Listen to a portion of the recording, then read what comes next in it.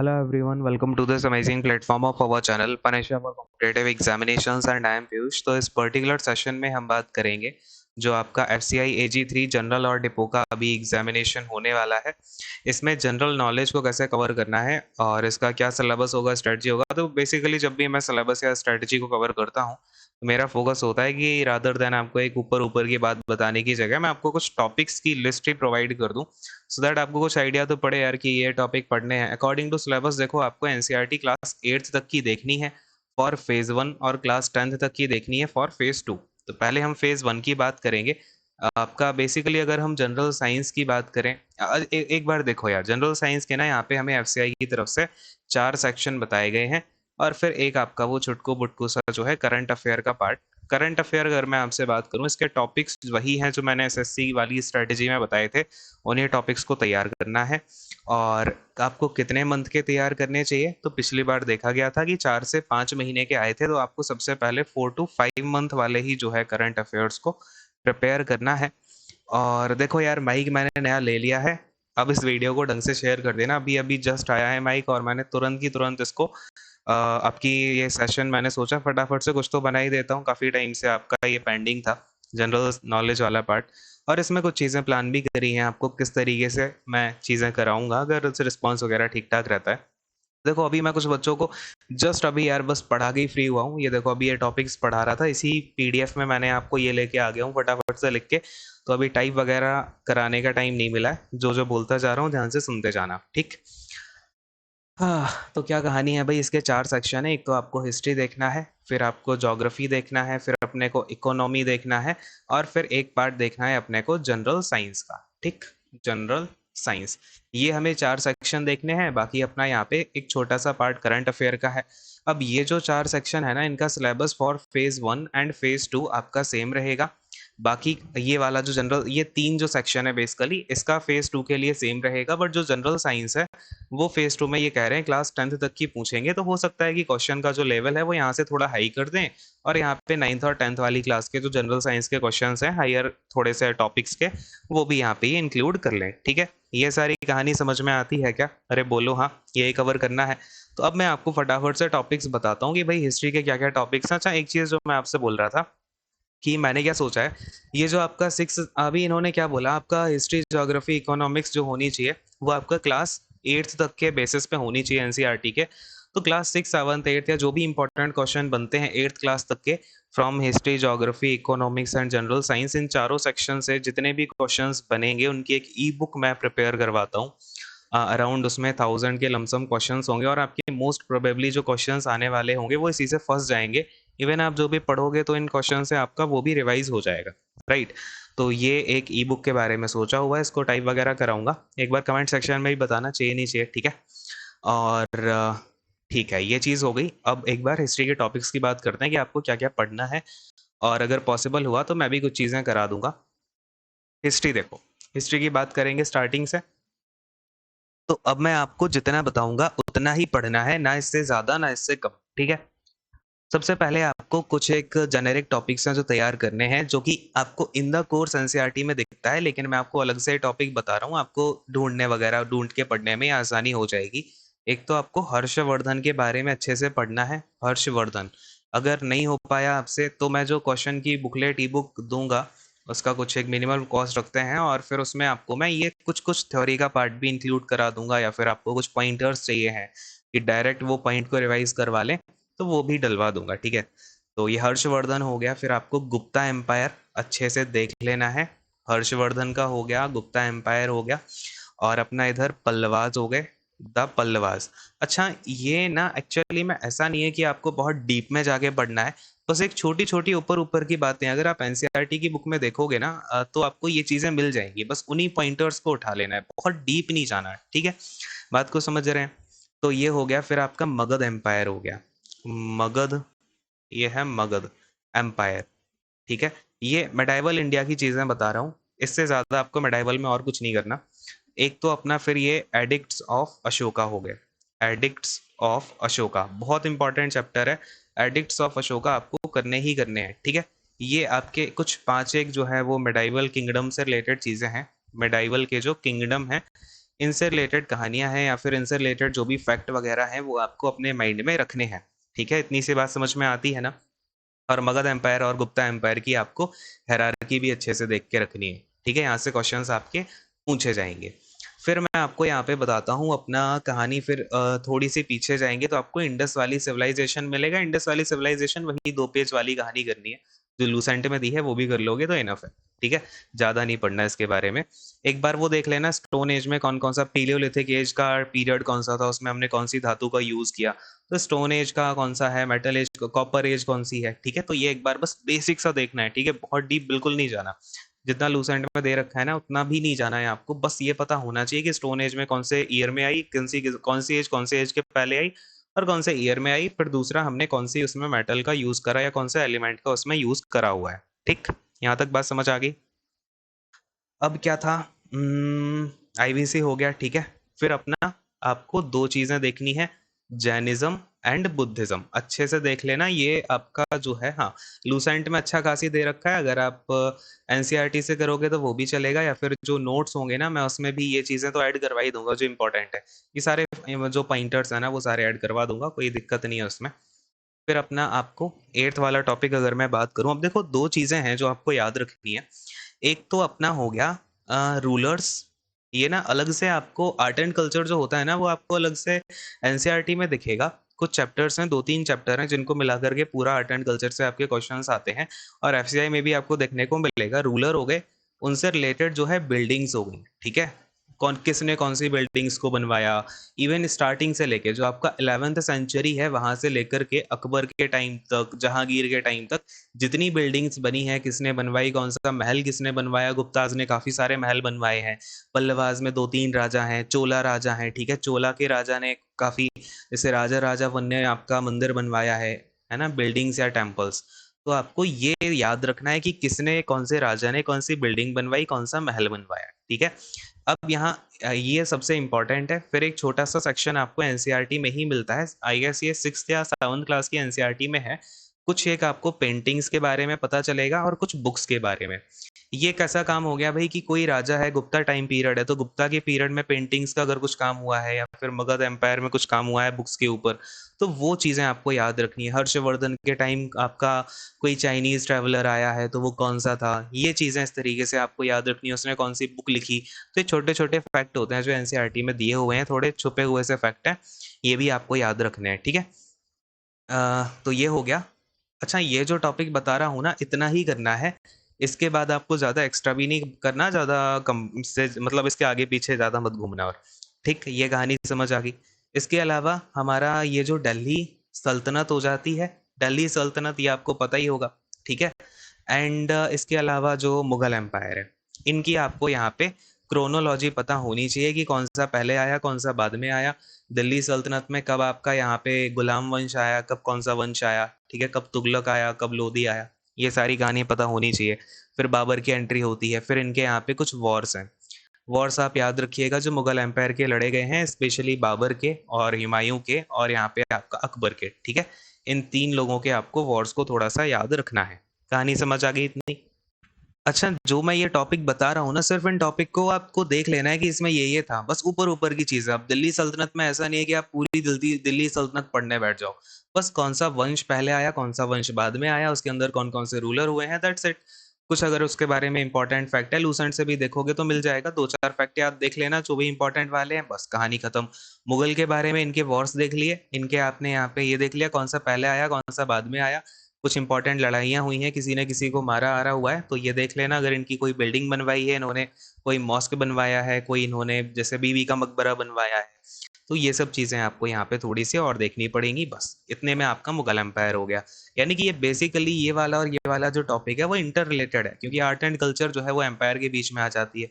तो ये दोनों आपस में इस तरीके से रिलेटेड है। जब आप गुप्ता एम्पायर पढ़ोगे तो उसमें उनके द्वारा बनवाए गए टेम्पल बिल्डिंग वगैरह मिलेंगे। तो ये चीज़ें आपको मैं अलग से नोट्स में भी लिखवा दूंगा अगर आप कहोगे तो। एंड इसके अलावा देखो, एक इम्पॉर्टेंट टॉपिक है जो कि आपका पूछा जाएगा, भक्ति मूवमेंट। ठीक है? भक्ति मूवमेंट। ये भक्ति मूवमेंट क्या है कि जो अलग अलग तरीके के मूवमेंट्स हुए हैं, लाइक आपका जैसे सेंट्स हो गए। ठीक है? अलग अलग यहाँ पे सेंट्स हुए हैं। सेंट महाराष्ट्र के हो गए, ठीक है, महाराष्ट्र ये एनसीईआरटी में गिवन है स्पेशली, तो मैं आपको इसलिए ये बता रहा हूँ, है ना। सेंट महाराष्ट्र के हो गए, फिर उधर सदर्न इंडिया में आपका इंडिया सदर्न इंडिया का भक्ति मूवमेंट देखना है। फिर इधर नदर्न इंडिया में ना आपको स्पेशली देखना है कबीर के बारे में, और इधर तुलसीदास जी के बारे में, ठीक है। तुलसीदास, ये मैंने आपको नाम भी बता दिया, इससे ज्यादा डिटेल में आपको कौन ही सिलेबस बताएगा कि ये कर लो बस। कबीर जी हो गए, तुलसीदास जी हो गए, और इधर नानपंथीज हो गए, नानपंथीज हो गए, इनके बारे में थोड़ा सा देख लेना। और सिद्धा एंड योगी, ठीक है, ये इंडिया में मतलब इनका सिद्धा एंड योगी का कब इंट्रोडक्शन हुआ, किस तरीके से इन्होंने भक्ति मूवमेंट को बढ़ाया, इसके बारे में मुश्किल से 10-11 पॉइंटर्स बनते हैं, वही देख के जाने हैं, दैट्स इट, ठीक है। और इधर ये हो गया। फिर गुरु नानक जी के बारे में, गुरु नानक जी के बारे में और देख लेना है आपको, बस यहाँ पे आपका भक्ति मूवमेंट एंड हो गया। तो देखो टॉपिक्स आपको मैं जितने बता रहा हूँ ना, उससे रिलेटेड चीजें बहुत कम कम है, तो आप ये देख के मत ये मत सोचना कि टॉपिक तो इतने सारे हो गए तो बहुत बड़ा बड़ा है क्या, बहुत बड़ा नहीं है यार, बहुत कम कम चीजें हैं जो इससे इंपॉर्टेंट इंपॉर्टेंट चीजें आपको ग्रेस्प कर लेनी है ना। जो कि एमसीक्यूज में तो मैं आपको जो ई बुक होगी उसमें अच्छे खासी एमसीक्यूज करा दूंगा। अब ये कहाँ लिखूं यार, यहाँ लिख देता हूँ, ठीक है। ये मत देखना ऊपर वाला तो मैथ ही करा रखी है, क्या ही देखोगे। अगला वाला आपका इसमें टॉपिक आ जाएगा अब।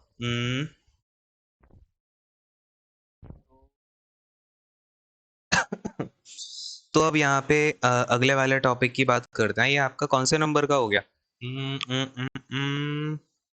10 टॉपिक यहाँ हो गए, 11th वाला देखो, 11th वाले टॉपिक पे अपन आएंगे।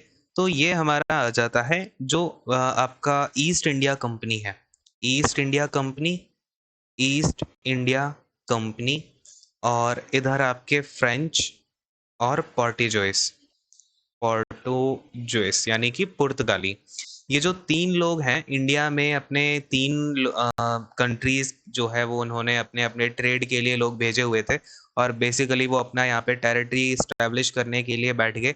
तो इन तीनों की हल्की सी कहानी कि फ्रेंच की तरफ से पहला कौन आया था, पोर्टुगीज की तरफ से पहला कौन आया था। अगर मैं ईस्ट इंडिया कंपनी की बात करूं तो विलियम हॉकिंस, जैसे ये क्वेश्चन पूछ लिया, विलियम हॉकिंस जो है वो कौन से राजा के दरबार में पहली बार आया था, तो आपको क्वेश्चन पता होना चाहिए वो कौन सा मुगल एम्परर है जिसके दरबार में ही आया था। तो इस तरीके के क्वेश्चंस बनते हैं। फिर बेसिकली इसकी कहानी कहाँ से शुरू होती है कि जो ईस्ट इंडिया कंपनी है उसने अपना ट्रेड स्टार्ट किया था बंगाल से। तो बंगाल से स्टार्ट किया, फिर मेजर मेजर इवेंट्स देखने, बहुत ज़्यादा डीप में नहीं जाना, बात को समझ रहे हो। जैसे कि आपको फटाफट से पढ़ लेना है बैटल ऑफ प्लासी जो कि 1757 में हुआ। कौन सा? बैटल ऑफ प्लासी हो गया, ठीक। इसके बाद में आपका बैटल ऑफ बक्सर हो गया जो कि 1764 में हुआ था, आई गेस, हाँ 1764 में आपका बक्सर का युद्ध हुआ था। तो ये जो है ईस्ट इंडिया कंपनी आपका स्टैब्लिश कैसे हो गई, यही दो मेजर वॉर तो थे जिसकी वजह से आपका जो ईस्ट इंडिया कंपनी है वो इंडिया में इतना फैल गई, एक प्लासी का एक बक्सर का। तो इन दोनों के बारे में पता होना चाहिए। फिर इसमें ना कुछ बहुत छोटे छोटे पॉइंटर्स हैं यार, जैसे कि एक टीपू सुल्तान का उल्लेख मिलता है एनसीईआरटी में, तो इनके बारे में बस 2-4-5 लाइनें हैं जो आपको याद रखनी है। जैसे कि ये कहाँ का किसका बेटा था टीपू सुल्तान, तो हैदर अली का था। या फिर इसने कितने यहाँ पे जो है जो मैसूर के साथ युद्ध हुआ था ना ब्रिटिशर्स का, वो कितने थे, 4 वॉर हुए थे। फिर जो है अल्टीमेटली कौन से ईयर में ये जीत गए थे टीपू सुल्तान के ऊपर, तो 1799 में। इस तरीके से छोटे छोटे पॉइंटर्स हैं जो कि आपको देखना है, ये नहीं कि बिल्कुल अंदर ही घुस गए उसके, है ना। अब एनसीईआरटी में आपको यहीं पे एक चीज मिलेगी कि कंपनी वाले जो रॉबर्ट क्लाइव है वो यहाँ पे क्या बन जाता है, 1764 में ही गवर्नर ऑफ बंगाल बन जाता है क्लाइव। तो इस तरीके से आपको इसका मतलब क्या है कि गवर्नर जनरल आपको बेसिक पता होने चाहिए। अगर आप लूसेंट की बुक उठाओगे उसमें 1-2 पेज में पूरी कहानी खत्म है, बस वही रट लेना, दैट्स इट फॉर यू। यानी कि गवर्नर, या फिर जो पॉइंटर्स मैं आपको बुक में दूंगा वो भी आप याद कर लेना कि ये वाला इससे रिलेटेड है, ये वाला इससे है, दैट्स इट। वो भी मुश्किल से आपके 15 से लेके 17 जो गवर्नर जनरल हैं वही याद रखने हैं ओवरऑल पूरे के पूरे, ठीक है। ये चीजें हैं, बहुत डीप में नहीं जाना है, लेकिन बेसिक बेसिक चीजें देखनी है। आप समझ रहे हो किस तरीके के क्वेश्चंस आपको देखने को मिलेंगे। ई बुक में जो क्वेश्चंस दूंगा ना तब आपको आइडिया और ज्यादा पड़ेगा, या कुछ सेशंस भी कराऊंगा, ठीक है, करा दूंगा सेशंस आपको यूट्यूब पे भी कुछ, तो उससे भी आइडिया मिल जाएगा। तो ये कहानी आपकी आई होप यहाँ तक तो समझ आती है। फिर इसके बाद में आपका अब यहाँ से आप थोड़ा-सा आगे चलोगे तो यहाँ पे 1799 तक की मैंने आपको कहानी बता दी, मैसूर वॉर वाला पढ़ लेना। फिर 1857 के जो रिवॉल्ट्स हुए, अब इन रिवॉल्ट्स में ना कौन से रीजन से किसने रिवॉल्ट को लीड किया, कैसे रिवॉल्ट की शुरुआत हुई, इसके कॉन्सिक्वेंसेस, मतलब एक छोटा-सा चैप्टर है इसके बारे में, मतलब वही बेसिक से फैक्ट आपको याद रखने हैं। कौन से जगह से कौन सा यहाँ पे किसने लीड किया, वो ज़्यादा इम्पोर्टेंट है, थोड़ा देखना है उसे अच्छे से, ठीक है? और फिर इधर आपका आ जाता है ये 1947, यानी कि यहाँ पे 1857 से लेकर के 1947 के बीच में जितने भी आपके, वैसे 1857 क्या ही है, वो आपका फिर 1912 से या फिर 16 के बाद से ही इंपॉर्टेंट काम स्टार्ट हुआ, फिर 1900 लगा लो इसके बाद, क्योंकि फिर 1905 में आपका हुआ, फिर 1916 के इंपॉर्टेंट इंसिडेंट हो गए। तो यहाँ से आपको कुछ कुछ ईयर वाइज डेटा मिलेगा, आप इसे लूसेंट से भी पढ़ सकते हो या फिर जो पॉइंटर्स डालूंगा उनसे देख लेना, या कुछ भी करोगे तो आपको ये अलग अलग जो इंपॉर्टेंट पॉइंट्स हैं मिलेंगे। फिर यहाँ पे गांधी जी के बारे में मिलेगा, कौन से ईयर में आए। अब ये सब मैं आपको क्यों नहीं बता रहा हूँ, क्योंकि ये सब आपको खुद देखना है, ठीक है? इस सेशन को थोड़ा सा शॉर्ट रखने की कोशिश करता हूँ, क्योंकि क्या होता है ना, मैं थोड़ा डीप में एनालिसिस कराता हूँ तो वो फिर बड़ी बड़ी वीडियो बन जाती है ज़्यादा। तो ये चीज़ें हैं। गांधी जी की टाइमलाइन आपको बहुत अच्छे से याद होनी चाहिए कि वो साउथ अफ्रीका से कब आए, कौन से ईयर में उन्होंने कौन सा जो है अपना मूवमेंट चलाया। उनके मूवमेंट की आपको ये पता होना चाहिए, वाला मूवमेंट पहले आया, फिर इसके बाद ये आया, फिर इसके बाद ये आया, इस तरीके से, ठीक है? और थोड़ी-सी चीज़ें आप यहाँ पे ये याद रखना कि जो पॉलिटी का पार्ट आपको, ये ना पॉलिटी के पार्ट में थोड़ा-सा चुटकू-बुटकू सी चीज़ मिलेगी क्या, कि जो आपकी पहली कमिटीज़ फॉर्म हुई हैं, उन कमिटीज़ के हेड कौन रहे हैं, कॉन्स्टिट्यूशन फॉर्म हुआ तो किसने फॉर्म किया, ड्राफ्टिंग कमिटी के हेड कौन थे, ऐसे छोटे-छोटे जो क्वेश्चंस होते हैं ना, उनको भी देख लेना। ये एक्चुअली हिस्ट्री का ही पार्ट है। अगर वो पॉलिटी में वैसे पढ़ते हो उसको पॉलिटी में है, लेकिन हाँ, पॉलिटी आपके सिलेबस में नहीं है, बट ये वाला चैप्टर है। तो ये छूटकू-बुटकू चीज़, पहले पीएम कौन बने, राष्ट्रपति कौन बने, उपराष्ट्रपति कौन बने, छोटी-मोटी चीज़ें हैं, वो उनको आप याद रखिएगा। फिर यहाँ पे वुमन के बारे में, कौन-कौन सी ऐसी इंपॉर्टेंट वुमन हैं जिन्होंने अपने इंडियन नेशनल मूवमेंट में पार्टिसिपेट किया, बहुत इंपॉर्टेंट है, एक ये चीज़ आपको याद रखनी है। और फिर आपका इसमें लास्ट आ जाता है कुछ इंपॉर्टेंट ट्राइब्स रहे हैं, ठीक है? कुछ नेटिव्स रहे हैं, कुछ ऐसे ट्राइब्स रहे हैं जिन्होंने अपने इस नेशनल मूवमेंट में काफ़ी पार्टिसिपेट किया आज़ादी के आंदोलन में। तो उन ट्राइब्स के इंपॉर्टेंट नाम, जैसे कि आपके अम, बिरसा मुंडा हो गए, तो पता होना चाहिए बिरसा मुंडा कौन सी जगह से बिलोंग करते थे, ठीक है? बिरसा मुंडा जी हो गए। और इसके अलावा अपने ये गोंड हो गए, ठीक है? गोंड्स हो गए, जो गोंड बिरादरी को लोग बिलोंग करते हैं, संथाल हो गए, भील हो गए। तो इनके बारे में छोटी-छोटी चीज़ें हैं जो दी हुई हैं, ये आपको याद रखना है, बस दैट्स इट। आपको इतनी सी, और ये जो आपको टॉपिक बताए हैं ना, इन्हीं टॉपिक्स के अराउंड आपको जो भी चीज़ें मिलेंगी ना, छोटे-छोटे फैक्ट मिलेंगे, छोटी-छोटी बातें मिलेंगी, या फिर आपको कुछ एक वन लाइनर मिल गया, वही याद रखना है। बहुत ज़्यादा डीप में नहीं जाना, ठीक है? ये आपको पहले ही बता देता हूँ, बट इन टॉपिक को टच करते हुए जाना है जो मैंने बताए हैं, ठीक है? इतने में आपका हिस्ट्री का काम कंप्लीट हो जाएगा। एक और अगले वाले सेशन में मैं आपको ज्योग्राफी से कैसे डील करना है, प्लस इकोनॉमी से कैसे डील करना है, वो मैं आपको अगले वाले सेशन में बताऊँगा। फिर एक सेशन जनरल साइंस के लिए बना दूँगा। फिर आपके कुछ थ्योरी का जो पार्ट है, वो भी मैं आपको थोड़ा-थोड़ा कोशिश करूँगा कि करा देता हूँ, बाकी ई-बुक में आपको एमसीक्यूज़ मिल ही जाएँगे। इतना कुछ कर लोगे तो आपका जीके में काफ़ी डिसेंट स्कोर जो है वो आप कर पाओगे, है ना? तो फिलहाल इस सेशन को यहीं पे एंड करता हूँ। आई होप आपको सारी बातें क्लियर हो गई होंगी। Thank you so much, God bless you all, take care and bye bye.